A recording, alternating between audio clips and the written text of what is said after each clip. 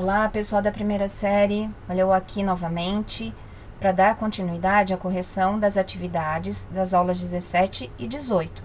Me acompanhem.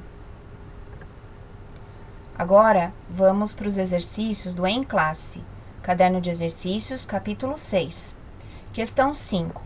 O sistema de fusos horários foi proposto na Conferência Internacional do Meridiano, realizada em Washington em 1884. Cada fuso corresponde a uma faixa de 15 graus entre dois meridianos. O meridiano de Greenwich foi escolhido para ser a linha mediana do fuso zero, passando-se um meridiano pela linha mediana de cada fuso. Enumeram-se 12 fusos para leste e 12 fusos para oeste do fuso zero, obtendo-se assim os 24 fusos e o sistema de zonas de hora. Para cada fuso a leste do fuso zero, soma-se 1 hora, e, para cada fuso a oeste do fuso zero, subtrai-se 1 hora. A partir de 2013, o Brasil, que fica a oeste do Greenwich e tinha 3 fusos horários, passa a ter 4 fusos horários. Em relação ao fuso zero, aponte respectivamente os fusos correspondentes ao arquipélago de Fernando de Noronha, ao estado de Goiás, ao estado de Rondônia e ao estado do Acre. Opção B, pessoal. -2, -3, -4 e -5. Questão 6. Uma embarcação situada no Oceano Atlântico está a 30 graus oeste em relação ao meridiano de Greenwich.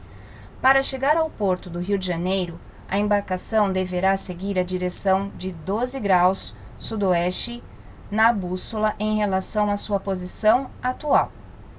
Considerando que eram 14 horas em Greenwich, quando a embarcação estava naquele meridiano, e que, para chegar ao porto, ela levará 8 horas, pode-se dizer que a embarcação chegará ao Rio de Janeiro pelo horário local às 19 horas, opção C. 7.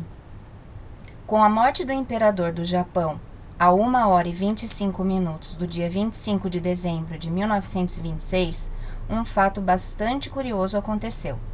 No dia 24 de dezembro, a embaixada daquele país, no Rio de Janeiro, decretava o luto pela morte do soberano, e os jornais brasileiros anunciavam: faleceu hoje o imperador do Japão.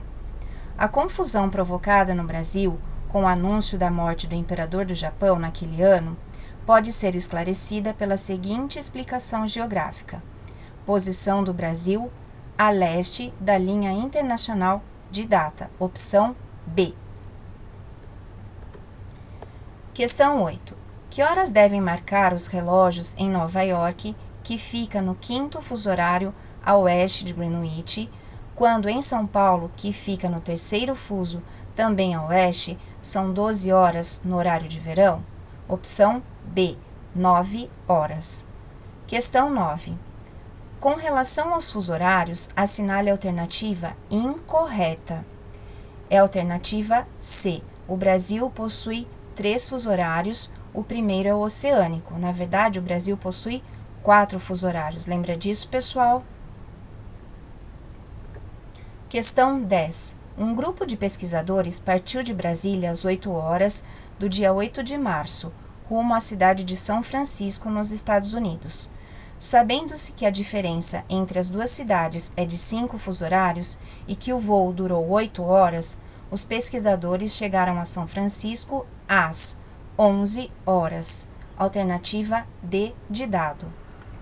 11. O Brasil tem instituído o horário de verão que, no entanto, não abrange todo o território nacional. Os estados brasileiros excluídos do horário de verão são aqueles situados na porção intertropical, onde a variação da duração diária do período claro é imperceptível nas diferentes estações do ano. Opção C. 12. Um jatinho particular levanta voo de uma cidade localizada a 15 graus oriental do meridiano de Greenwich às 22 horas do dia 10 de janeiro. Portanto, durante a vigência do horário de verão, em direção à cidade de São Paulo. Depois de 9 horas do início da viagem, o avião pousa na capital paulista. Indique abaixo a alternativa que corresponda ao dia e à hora em que o avião pousou em São Paulo, horário local. Opção E, 4 horas do dia 11 de janeiro. 13. Identifique e relacione as figuras 1, 2 e 3 às estações do ano no hemisfério sul.